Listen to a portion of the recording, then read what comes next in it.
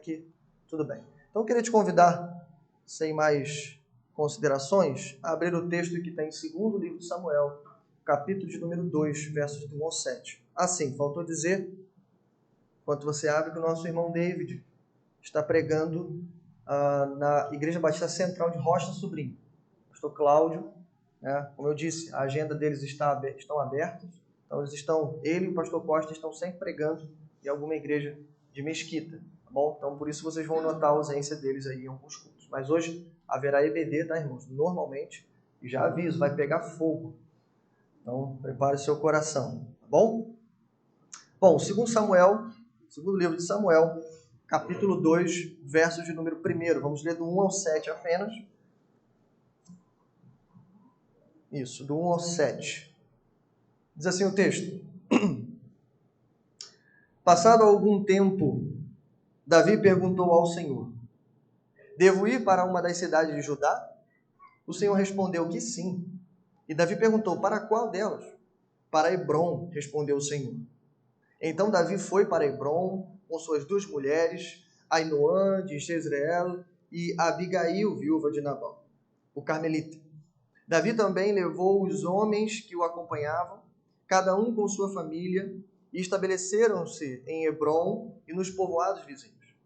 Então os homens de Judá foram a Hebrom e ali ungiram Davi rei da tribo de Judá. Informado de que os habitantes de Jabes-Gileade tinham sepultado Saul, Davi enviou-lhes mensageiros que lhes disseram: o Senhor os abençoe pelo seu ato de lealdade, dando sepultura a Saul, seu rei.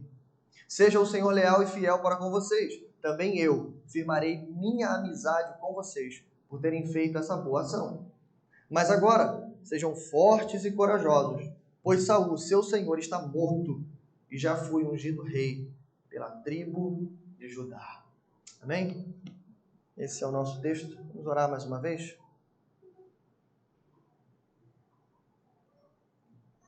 Pai nosso que estás nos céus, bendito e exaltado, Senhor, é o teu soberano nome. Obrigado, Senhor, por essa maravilhosa oportunidade que se inicia, Senhor, nesse domingo, Senhor. Iniciamos o nosso dia com o Senhor. Obrigado porque cada irmão meu que conseguiu chegar, a despeito de todas as suas dificuldades, de todos os seus compromissos hoje, mas separar um tempo, Senhor, para te adorar. E como eu disse semana passada, antes de ser dia dos namorados, antes de ser dia do pastor, hoje é o dia do Senhor. Então a Ti, Pai, toda a nossa honra, todo o nosso louvor, toda a glória seja dada a Ti. E que não seja diferente nesse momento, no momento da exposição da Tua palavra. Que aqui, Senhor, haja sinceridade e fidelidade.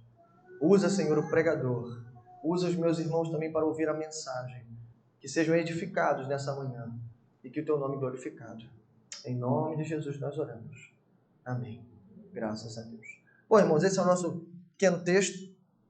Eu quero pensar com você hoje sobre o simples tema, em poucos minutos, que se chama O Tempo de Fugir Acabou. Esse é o tema que eu quero pensar com você. A gente vai fazer como de costume, a gente vai partir para uma rápida exposição. No final, a gente vai retomar esse tema. Eu quero pensar um pouco com você a respeito do tempo. Tá? Então, o tema é esse, o tempo de fugir acabou. A trajetória de Davi é algo impressionante. A gente tem acompanhado durante todo o livro de 1 Samuel, embora Davi não seja o protagonista em muitos momentos, mas o livro, a história é sobre ele. Desde o início, mesmo quando a gente está falando de Ana e Samuel, a ideia é sempre apontar para o rei que seria o rei escolhido do Senhor. Então, isso a gente vê durante todo o livro de 1 Samuel. Mas aí vem, então, a unção de Davi. Davi é ungido rei. Pouco tempo depois, talvez cerca de 1 ano depois, Davi enfrenta, então, o grande campeão filisteu. Você lembra disso? Os teólogos, os estudiosos acreditam que Davi, naquele tempo, tinha 17 anos de idade. Não tem como a gente cravar isso, mas é uma idade aproximada. Então, é provável que Davi tivesse 17 anos de idade quando ele enfrentou o gigante Golias. 3 anos depois de enfrentar o gigante, ficar conhecido, servir Saul no palácio, acontece, então, aquela retomada de Saul, movido por inveja e ódio, e começa então aquela ferrenha perseguição que a gente viu aí boa parte do livro de 1 Samuel. Essa perseguição durou aproximadamente 10 anos. Então, o tempo de fuga de Davi durou aproximadamente 10 anos. No fim desses 10 anos, aconteceu o que a gente viu no último capítulo e no primeiro capítulo de 2 Samuel. Saul morre, né? Acontece então aquela grande batalha. Saul e seus filhos morrem em batalha. E a partir disso, agora, Davi, nesse momento, ele retorna para Judá, especificamente Hebrom, e ele é ungido rei. Mas calma, a vitória ainda não foi ganha totalmente. É isso que você precisa entender inicialmente. Quando Davi retorna após a morte de Saul, Davi ainda não vai reinar definitivamente em toda a nação de Israel. Tá? E isso aqui não é mais suposição, isso é fato. Está escrito no texto exatamente assim, ainda no capítulo 2, um pouquinho mais à frente, que Davi vai reinar sobre as cidades de Judá, ou seja, apenas no Reino do Sul, durante 7 anos e meio. Então veja, antes de Davi reinar em toda a nação, ele vai reinar 7 anos e meio em Judá. A história é muito boa, a gente vai ver isso ao longo dos domingos. Né? Davi vai dar um exemplo aqui muito grande de homem paciente, de homem de fé, né? Apesar de toda a guerra, de todas as disputas que ainda vão acontecer, mas Davi vai dar um belo exemplo para nós aqui durante esse período. E só depois desse tempo Davi vai reinar, então, definitivamente como um todo, em toda a nação de Israel. Então é isso que está acontecendo com Davi aqui. Né? Em outras palavras, acabou o tempo de fugir, mas não o de lutar. Agora é tempo de Davi voltar para Israel, voltar para a sua cidade, voltar para Judá, como eu disse, especificamente Hebrom, mas ainda tem muita luta pela frente. Davi vai reinar, mas ainda não definitivamente. Aqui, logo inicialmente, a gente tem um paralelo muito importante com Jesus. Quando a gente fala de tempo de fuga, geralmente a gente pensa em covardia. Quando a gente fala em fugir, a nossa mente se remete ao medo, ao desespero do coração, né? Um sentimento humano comum. Né? A gente, quando enfrenta um problema, a gente quer fugir dele. Normal. Mas nem sempre toda fuga ou toda reação em fugir, ela é um resultado do sentimento humano do nosso coração. Muitas vezes nós devemos fugir porque Deus manda a gente fugir. Tá? Então tem o tempo de lutar, mas também tem o tempo de fugir. E aqui vai o primeiro paralelo entre Davi e Jesus. Você se lembra, Jesus ainda um bebê, né, sendo protegido pelo seu pai, pela sua mãe, José e Maria, recebe a visita de um anjo, e o anjo diz exatamente isso para José. Olha, você vai fugir daqui. A palavra lá é fugir. Você vai fugir para o Egito. Você lembra muito bem a perseguição iniciada por Herodes, matando os recém-nascidos, tentando achar ali o futuro rei de Israel, mata os recém-nascidos, e aí o anjo manda ele fugir. Naquele momento não era tempo de lutar, naquele momento era tempo de fugir, refugiar-se numa nação estrangeira aqui no Egito. Então, é isso que a gente vai ver em poucos minutos. Existe o tempo de fugir. Para Davi isso ficou para trás. Agora Deus manda ele voltar. E ele vai voltar para reinar. Então me acompanhe. Vou fazer aqui uma rápida exposição do texto. E aí seguir com algumas lições para a nossa vida. Verso de número 1. Me acompanhe. Passado algum tempo, Davi perguntou ao Senhor: devo ir para uma das cidades de Judá? O Senhor respondeu que sim. E Davi perguntou para qual delas? Para Hebrom, respondeu o Senhor. Veja, o texto abre dando uma informação muito importante. O texto está testemunhando sobre a sabedoria de Davi. Em primeiro lugar, a sabedoria dele se manifesta porque o texto diz, passado algum tempo. Eu acabei de dizer, né? Qual foi o último evento? A derrota amarga de Israel por parte dos filisteus, a morte dos 3 principais filhos de Saul e do próprio rei Saul. Então, o primeiro ponto de sabedoria de Davi aqui é, o rei morreu, vou sentar no trono, não é isso que ele faz. Passado algum tempo. Às vezes, irmãos, a gente precisa esperar a poeira baixar. Às vezes, a gente tem que dar tempo para o luto, por exemplo, antes de tomar algumas iniciativas. E a primeira iniciativa de Davi, depois de respeitar esse tempo, é fazer o quê? Sentar no trono? Irmãos, presta atenção, a coisa mais óbvia, nesse momento, o rei está morto, eu fui ungido rei, o que eu tenho que fazer? Ninguém precisa mandar eu fazer isso. Eu preciso voltar para Judá e assumir o trono. Se eu fui ungido rei e o rei morreu, quem é o próximo rei? Sou eu. Antes que o outro antes que algum usurpador sente no trono. Eu preciso assumir o trono. Isso era óbvio, mas mesmo sendo óbvio, o texto diz que passado algum tempo, Davi consultou o Senhor. Alguém poderia dizer assim, mas Davi consultou o óbvio. Irmãos, às vezes a oração é para dizer obviedades a Deus.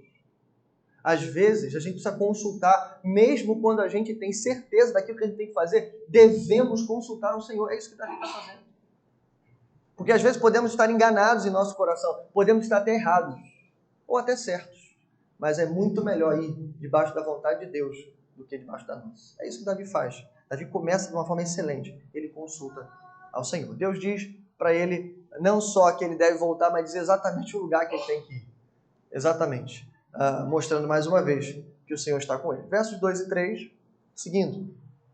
Então Davi foi para Hebrom com suas 2 mulheres, Ainoã de Jezreel e Abigail, viúva de Nabal, o carmelita. Verso 3. Davi também levou os homens que o acompanhavam, cada um com sua família, e estabeleceram-se em Hebrom. Bom, uma informação muito importante. Davi agora, como eu disse, passou aquele tempo de dureza, de deserto. Davi vai voltar agora, embora eu disse, tem luta no caminho, mas em princípio ele vai voltar para ser coroado. Ele vai voltar para ser honrado, para reinar, mesmo que parcialmente. E o texto está dizendo, Davi pega todo mundo que estava acompanhando ele e volta com todas essas pessoas. O texto faz questão de dizer o nome das 2 mulheres de Davi. Nesse momento ele só tinha as 2. E faz questão de dizer sobre todos os seus valentes, os seus homens. Você lembra? Aqueles 600 homens valentes que acompanharam Davi, desde aqueles 400 que saíram da caverna de Absalão, estão guerreando junto com Davi até esse momento. Aqui, irmãos, a gente aprende uma lição muito importante. Davi não esquece daquelas pessoas que estavam com ele lá embaixo, quando ele vai lá para cima. Davi carrega essas pessoas, principalmente a sua família.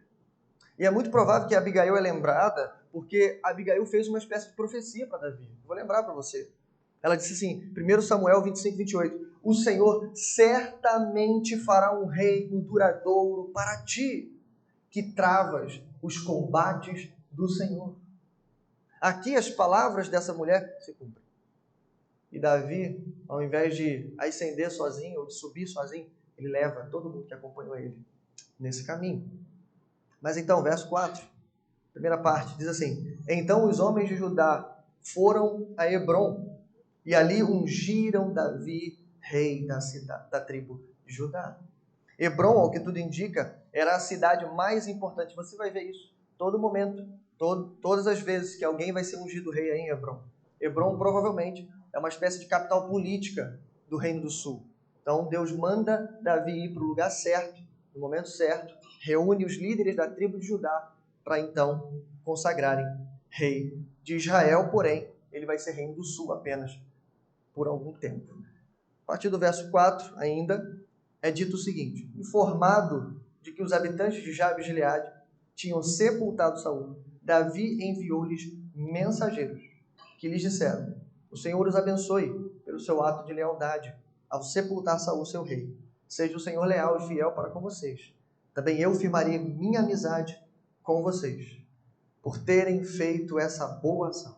Mas agora, sejam fortes e corajosos, pois Saul, seu senhor, está morto e já foi ungido rei pela tribo de Judá. Irmãos, essa informação é muito importante e eu vou refrescar a sua memória. Jabes de Gileade é uma cidade, é um povoado, que anos atrás foi a primeira batalha de Saul. Não sei se você vai lembrar lá atrás, a gente pregou isso aqui.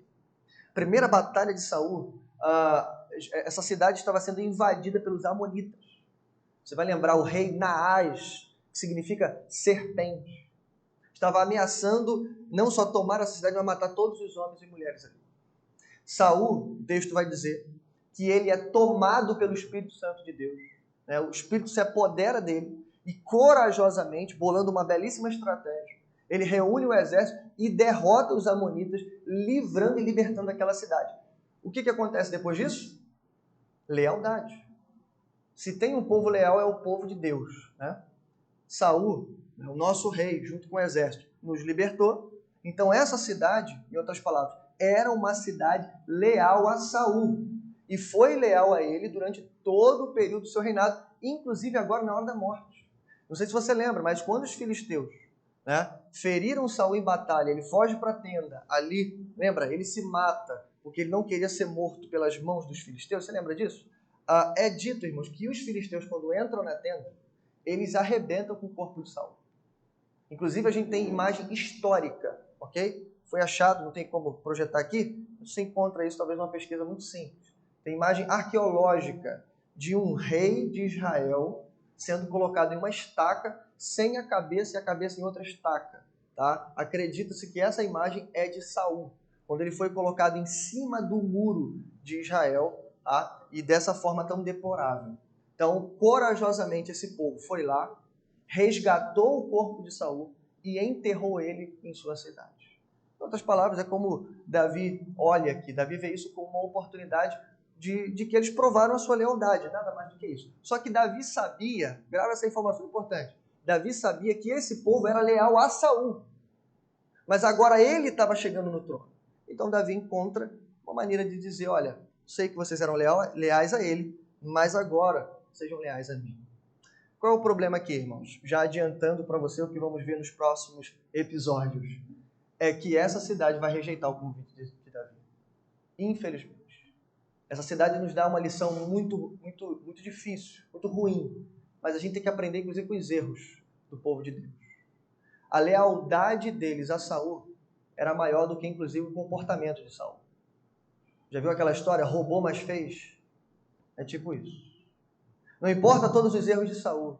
Não importa que Saul era um homem sem Deus. Não importa que Saul consultou feiticeiros. Não importa que Saul arruinou com o povo e com a nação de Israel. O que importa é que Saul nos libertou dos amonitas. E, inclusive, a lealdade deles vai ser tão grande que até após a morte de Saul, eles vão preferir honrar um rei morto do que honrar um rei vivo. E isso, infelizmente, vai ser uma perdição para eles. O teólogo Warren Wiersbe diz o seguinte sobre o povo de Jabes de Gileade. Veja, o povo de Jabes de Gileade permitiu que sua afeição por Saul o cegasse e não foi capaz de enxergar o plano de Deus para a sua nação. Colocar líderes humanos à frente do rei ungido de Deus é criar divisão e fraqueza no meio dos seguidores do Senhor. Aqui a gente aprende essa importante lição. Mas bom, como eu falei para você, eu queria chegar no final e falar sobre o tempo. E para falar sobre o tempo, eu vou pegar uma ajuda com o pregador. O Salomão escreveu o texto de Eclesiastes, capítulo 3. Vou ler o verso 1, o 4 e o 8. Se você quiser me acompanhar, abra sua Bíblia. Eclesiastes, capítulo 3, verso 1 ao 8. Embora eu vou pular, vou ler só o 1, 4 e o 8. Ok? Diz assim o texto. Para tudo há uma ocasião certa. Há um tempo certo para cada propósito debaixo do céu. Tempo de chorar, verso 4. E tempo de rir. Tempo de prantear e tempo de dançar. Tempo de amar e tempo de odiar. Tempo de lutar, verso 8. E tempo de viver em paz. A primeira coisa que eu falo sobre esse texto é que a maioria de nós entenderam esse texto errado. Sei que eu estou sendo pretencioso aqui, mas eu estou falando de mim mesmo, ok? Eu mesmo. Eu sempre entendi esse texto errado, até pouco tempo atrás. Acho que ano passado, mais ou menos. Mas eu sempre interpretei esse texto como uma espécie de senso comum aqui. Como é que eu entendi e sempre ouvi falar desse texto? Talvez isso não seja sua realidade, mas a minha era essa. Eu entendia que o conselho de Salomão aqui era que na nossa vida, embora ela seja agitada, né, cheia de compromissos, a gente ia ter tempo para fazer todas as coisas. Quando ele fala, há tempo para todas as coisas debaixo do céu, era assim que eu interpretava. Na minha vida, eu vou ter tempo para fazer todas as coisas. E se eu não tenho tempo para fazer todas as coisas, é porque a culpa é minha. É porque eu não estou sendo mordomo do meu próprio tempo. Bom, gente, esse é um bom conselho. Ok? É um bom conselho. O dia tem 24 horas, o ano tem 365 dias, né? E temos aí aproximadamente 52 semanas no ano. Então, se a gente não está conseguindo fazer aquilo que a gente deveria fazer, porque provavelmente a gente está administrando mal o nosso tempo. Então é um bom conselho. O problema é que esse conselho não está nesse texto. Esse texto está falando de outra coisa. E a gente vai entender rapidamente para a gente poder falar do tempo. Então vamos lá. Para tudo há uma ocasião certa. E há um tempo certo para cada propósito debaixo do céu. Salomão não está dizendo que você vai ter tempo na sua vida de fazer todas as coisas. Pelo contrário, se você olhar o texto como um todo, Salomão, em um tom até meio triste, ele vai dizer o contrário. Você não vai ter tempo de ler todos os livros, você não vai ter tempo de estudar todas as matérias, você não vai ter tempo de fazer todas as coisas que você quer fazer na sua vida. Por quê? Porque a vida passa como um sopro. É o contrário disso. O que Salomão está dizendo aqui é que na nossa vida, na vida do povo de Deus, na vida do crente, dizendo para vocês, a nossa vida é tão complexa que ela abarca dois tipos de tempo. E Salomão vai fazer isso, ele vai contrastar um tempo bom e um tempo ruim. É tempo de colher e de plantar, é tempo de enterrar, é tempo de se alegrar, é tempo de sorrir, é tempo de chorar.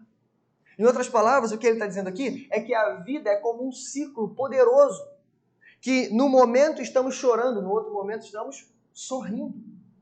Essa é a primeira coisa que ele quer dizer aqui. Mas não só isso. Por quê? Porque nesse capítulo, o capítulo 3, é um capítulo de Eclesiastes onde Salomão mais cita o nome de Deus. E ele vai encerrar lá no verso de número 1 dizendo assim: Ele, Deus, fez tudo apropriado ao seu devido tempo. Então, além dele dizer, olha, calma, porque na tua vida vai ser assim. Você vai passar por um tempo de paz, mas depois vai vir um tempo de luta. Também vai ter um tempo de chorar, mas calma, logo depois vai ter um tempo de se alegrar. Muito além do que dizer que a vida é feita de ciclos. Porque isso aí os gregos também já ensinavam, não é isso? Muito além de dizer isso, Salomão está dizendo assim, ele fez tudo apropriado em seu devido tempo. A nossa vida está no controle de Deus. Se estamos passando por um tempo de fuga, como foi o tempo de Davi, é porque isso está dentro dos propósitos de Deus. E Salomão está dizendo duas coisas. Paciência, porque esse tempo vai passar. Mas segundo, esse tempo vai passar na hora em que Deus disser que tem que passar. O tempo está nas mãos de Deus. Olha que lição poderosa. É isso que Salomão nos ensina. E a partir desse texto, que funciona como uma espécie de método para a gente vai voltar para o texto, 2 Samuel 2, e vai ler esse texto. Aí eu vou te dar 3 lições atemporais, ou seja, que não estão submetidas ao tempo para a sua vida, a partir do texto que a gente leu, 2 Samuel, capítulo 2. 3 lições atemporais que aprendemos com Davi aqui. Primeiro, Davi nos ensina que a gente precisa orar em todo o tempo. Olha, irmãos, que coisa maravilhosa. Aqui não importa muito se você está no tempo do choro ou no tempo do riso. Davi nos ensina que a gente tem que orar. Aqui não importa muito se você está fugindo ou se você está voltando para casa. Você tem que orar. A gente aprendeu na caminhada de Davi que Davi era um homem de oração. Lembra quando ele estava em Keila? Libertou a cidade, expulsou os inimigos. Naquele momento ele recebe a informação, Saul marcha contra você. O que ele faz? Consulta ao Senhor. Em suma, rapidinho, Deus fala para ele assim, foge, sai daqui, vai para o deserto de Judá, porque ele vai te alcançar e o povo ainda vai entregar você. Lembra que eu falei? Tem tempo de fugir. Mas agora, mais uma vez, fora de Israel, em Ziclag, Davi ora ao Senhor e Deus diz para ele, agora é tempo de voltar. Ai, irmãos, que coisa belíssima. A gente aprende aqui 2 coisas em relação à oração, melhor dizendo, relacionada ao tempo. O que a oração tem a ver com o tempo? Com esse tempo que eu estou falando. 2 coisas. Primeiro, a oração nos ajuda a entender qual é o tempo certo para a nossa vida. A oração nos ajuda a entender qual é o tempo certo para a nossa vida. O texto é muito claro. Passado algum tempo, Davi consultou o Senhor. Como saber se é tempo de reagir? É tempo de lutar? É tempo de fazer alguma coisa? É tempo de tomar iniciativa? É tempo de resolver aquele problema que a gente não conseguiu resolver? É tempo de pedir perdão? Como saber? Davi está nos ensinando. A gente tem que orar. E às vezes, irmãos, no afã de resolver um problema, a gente cria outro. Lembra que eu falei para você? Calma, espera a poeira baixar. Isso é sabedoria, irmão, da Escritura. Espera o luto passar. Às vezes não é o momento de falar, mas a gente vai lá e fala. Davi nos ensina, ora que é melhor. É porque eu sei que às vezes parece, e eu sou consultado muitas vezes como pastor e os irmãos também, e quando a gente é consultado, as pessoas vêm com cada problema. Problemas grandes, Rafael. Coisas grandes, coisas difíceis. Eu confesso para vocês que tem problema que eu nunca tinha lido em livros. E eu vi aqui, nesse lugar. Mas eu sei que isso é normal para todos os pastores, porque a vida é muito complexa. E aí, quando você ouve aquele problema, a primeira reação do pastor é dizer assim, vamos orar. E aí parece inação. Parece que o pastor está convidando a pessoa para, não vamos tomar nenhuma atitude agora. Parece, mas não é, irmãos. A primeira ação do crente é orar. E orar talvez seja a melhor coisa que a gente pode fazer. Porque na maioria dos nossos problemas, o controle não está na nossa mão. Não depende daquilo que a gente vai falar ou daquilo que a gente vai fazer. Mas depende do poder do Espírito. Então a gente precisa orar para saber o tempo certo. Mas a segunda coisa sobre oração e tempo é que a oração serve para nos ensinar a respeitar o tempo. Olha, irmãos, que lição poderosa. Se é verdade que há um tempo de chorar e de sorrir, e Salomão está dizendo isso, e na vida de Davi a gente também consegue enxergar isso. Lembra? Davi ficou 10 anos no deserto e 10 anos aprendendo a esperar. Você lembra? Ele encontrou alguns refúgios. Caverna de Adulão, uma fortaleza lá em outra nação. Depois ele vai para Gate, para o meio dos inimigos, valendo aquela máxima, né? O inimigo do meu inimigo é meu amigo. Davi foi tentando arrumar alguns refúgios, até que ele aprendeu definitivamente que refúgio seguro só encontra no Senhor. E aí, Davi aprendeu essa lição, e a gente também precisa aprender. A gente precisa aprender a esperar o tempo do Senhor. E sabe como é que você aprende isso? Orando. É a oração que vai fazer você não se acostumar àquele tempo de dor e sofrimento, mas se submeter à vontade do Senhor. Você precisa entender isso para que você evite dor e sofrimento lá na frente. Você precisa entender que a sua vida está no controle de Deus. Ontem na Jubaquita a gente pregava o Salmo 55 e ali Davi vivendo outro momento da sua vida, mas um momento terrível também, de dor e sofrimento. Diferente daqui, que ele está indo ser coroado.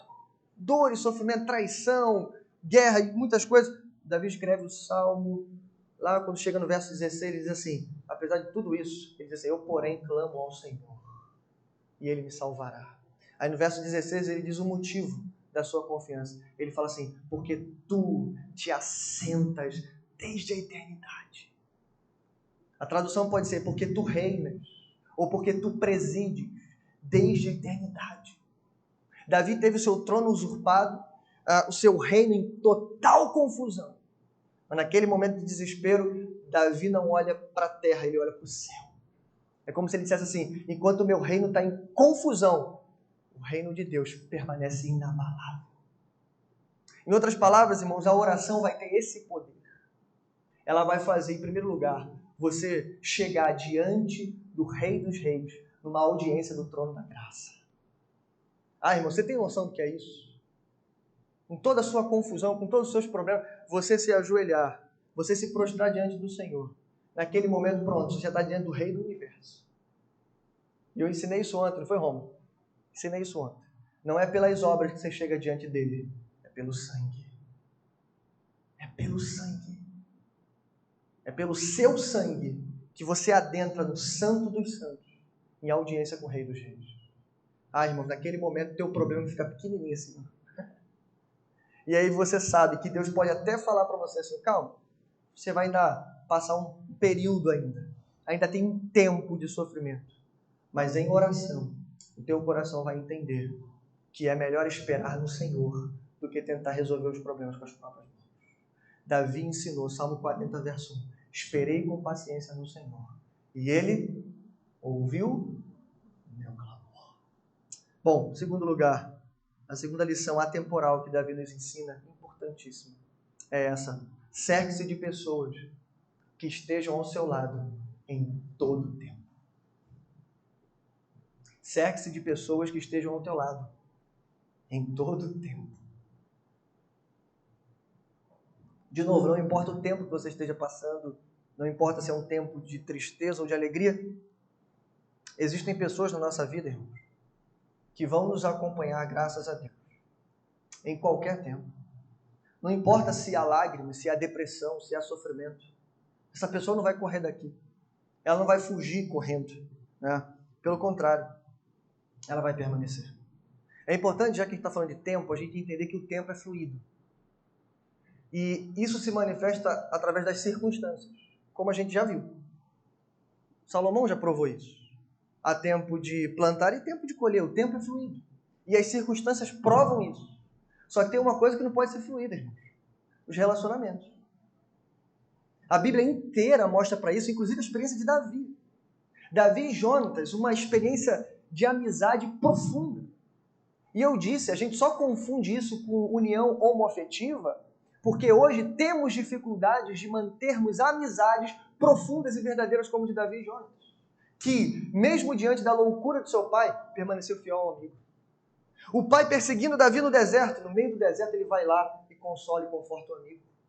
Diante do pai, numa reunião solene, ele se levanta e defende o amigo. Inclusive sofre consequências por isso. E no final vai para a guerra com o pai e morre por causa do pecado do seu pai. Veja, irmãos, é uma amizade profunda.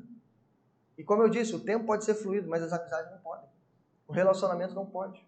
E existem dois grupos que são lembrados no nosso texto que permanecem com a gente em qualquer momento, em qualquer situação. O primeiro é a família. O segundo é a igreja. Ou deveria ser. O primeiro é a família. Embora a gente tenha raríssimas exceções, como o próprio texto sagrado vai dizer, ainda que uma mãe se esqueça do seu filho, eu todavia não me esquecerei de ti. Raríssimas exceções.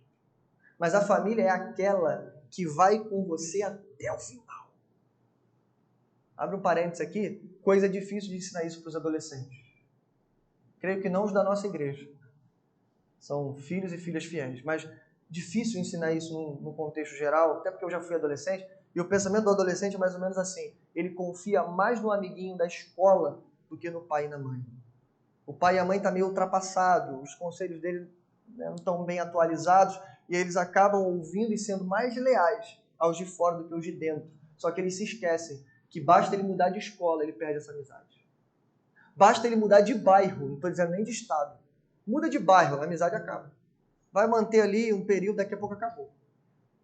Mas ele se esquece que o pai e a mãe vai estar com eles até o final. Até o final. Mesmo eles errando, o pai e a mãe vai estar lá. Mesmo para limpar a sujeira que eles fizeram, o pai e a mãe vai estar lá. Assim foram a família de Davi. Acompanharam ele para o meio do deserto, mas agora estão voltando com ele para reinar em Judá. E assim também foram os valentes de Davi, que eu já disse em outras ocasiões, representam a igreja, desde que saíram de Adulão até esse momento. Representam a igreja. Aqueles homens e mulheres fiéis que estão prontos para se juntarem a nós, para irem à guerra conosco, mas também para irem à festa conosco. Assim tem que ser a igreja. Como eu disse, né? Pelo menos deveria ser assim. Ok? A amizade não é só para os momentos de felicidade, é principalmente para os momentos de tristeza. E se você não encontrar refúgio nesse lugar, a pergunta é, onde mais você vai encontrar? Então que a igreja seja esse grande refúgio. Bom, terceiro e último lugar, terceiro e último conselho atemporal de Davi é, todo tempo é tempo de construir pontes. Ah, irmãos, que lição poderosa. Vou passar rápido aqui, mas veja, lembra da cidade de Jabes Gileade? Davi sabia da sua lealdade para com Saul, mas Davi olha para aquela situação. A informação chega para ele, olha, sepultaram o corpo de Saul. E ele vê aquilo, irmãos, não como uma ofensa ao seu reinado. Se Davi fosse como Saul, orgulhoso, Davi pensaria assim, poxa, mas eles preferem honrar um rei morto do que um rei vivo? Não é isso que Davi pensa. Davi vê isso como uma lealdade do povo a um rei que muito fez por eles. E Davi usa essa lealdade para dizer assim como vocês foram leais com Saul, eu serei leal com vocês. E que Deus também seja leal com vocês. Agora, sejam fortes e corajosos, porque Saul morreu, eu estou vivo. E eu fui ungido rei em Judá. Então, em outras palavras, aceitem o meu reinado. Ouçam a voz de Deus. Venham para o meu lado. Vamos juntos, vamos reinar e governar juntos. É isso que Davi está fazendo. Davi está convidando a eles para se juntar a ele. Mas como eu já disse para você, infelizmente, esses homens rejeitaram o convite do rei. E aí, irmãos, a gente se lembra, em último lugar, de quem? De Jesus. Mais uma vez a gente vê um paralelo poderoso entre Davi e Jesus. Jesus foi o maior construtor de pontes, já que a gente quer usar essa expressão, que houve na história da humanidade. Ele não atravessou 50 quilômetros de uma cidade vizinha para o meio de Israel, não. Jesus atravessou o universo. Ele saiu da eternidade, atravessou o tempo, se fez homem, se tornando humilde e até a morte de cruz. E mais, ele fez isso por um povo, veja a semelhança, por um povo que era leal a outro Senhor. Ele morreu por um povo que era leal a outro rei. E ele veio em paz, trazendo uma boa notícia, anunciando o seu reino, como Davi, dizendo assim, olha, agora eu sou rei, é chegado o reino dos céus. Arrependam-se. Mas a gente sabe que, infelizmente, muitos daqueles que ouviram o convite de Jesus não aceitaram, como o povo de Jabes de Gileade. Mas ainda assim, ele anunciou o seu reino e convidou a todos para entrar nesse reino, através da fé e do arrependimento. E, infelizmente, alguns rejeitaram. A lição que a gente aprende aqui, irmãos, é que todo o tempo é tempo de pregar o Evangelho. Todo o tempo. Por isso eu disse, essas 3 lições compartilham da mesma coisa. Não importa o momento que essa pessoa está passando, não importa o momento que você está passando. Vamos supor aqui que você está passando por um momento de aflição e tristeza. É tempo de pregar o Evangelho. Não tem nada melhor, irmãos, do que pregar o Evangelho com lágrimas nos olhos. Pastor, mas eu estou sofrendo. Sim, você está sofrendo. Eu escutei esse final de semana uma pessoa dizer assim, estou doente, passando por um momento de incerteza, esperando diagnóstico e por aí vai. E outra pessoa disse para ela assim, eu não sei como é que você consegue ficar tranquila diante dessa situação. E aquela pessoa teve uma oportunidade, ainda que na aflição, esperando aquele diagnóstico, disse para ela assim, a minha confiança está no Senhor. Olha só, já citou o Salmo, por isso meu coração não se abalará. Então veja, ainda que no momento de dor, a gente tem a oportunidade de testemunhar para as pessoas. Porque Deus é especialista para fazer as suas feridas curarem as pessoas.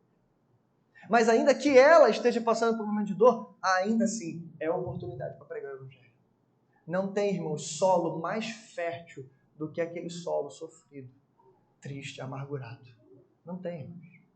O ouvido dele está atento, esperando alguma palavra de esperança e conforto. E aí tem você do lado dele. Pregue o Evangelho, aprenda com Davi, principalmente com o Senhor Jesus. Todo tempo é tempo de construir pontes.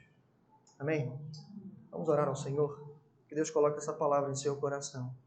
E apesar do tempo que você está vivendo, que o tempo passe, que as circunstâncias mudam, mas saiba disso, o Senhor permanece para sempre. Vamos orar.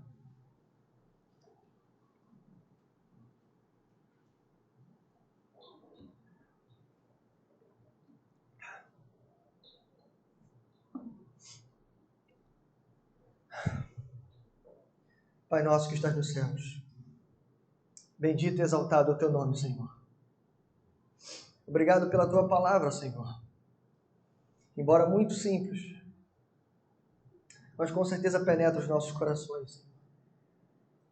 E é uma palavra que serve para todos nós. Porque independente do momento que estamos vivendo, não importa, Senhor. O Senhor permanece ao nosso lado. E independente do momento que estamos vivendo, a nossa arma é oração, Senhor.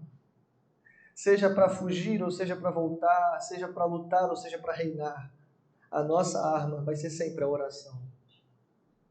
E é orando a Ti, Senhor, que o nosso coração se alegra, porque orando entendemos que o nosso Deus está assentado no trono e que, embora a terra mude, os impérios caiam e se ergam, o seu reino permanece para sempre.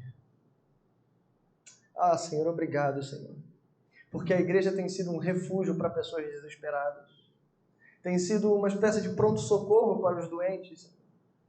Pessoas aflitas e desesperadas têm encontrado, Senhor, uma palavra de conforto, um abraço aquecido aqui dentro, Senhor.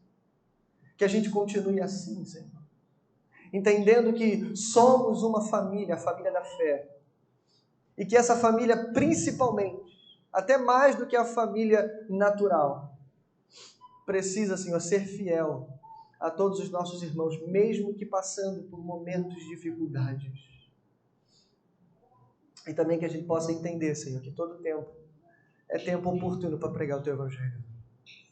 Não há coração que não precise do Senhor. Se estamos alegres, é tempo de ser gratos. Se estamos tristes, é tempo de buscar ao Senhor. E como diz a palavra, o choro pode durar uma noite, mas a alegria vem ao amanhecer.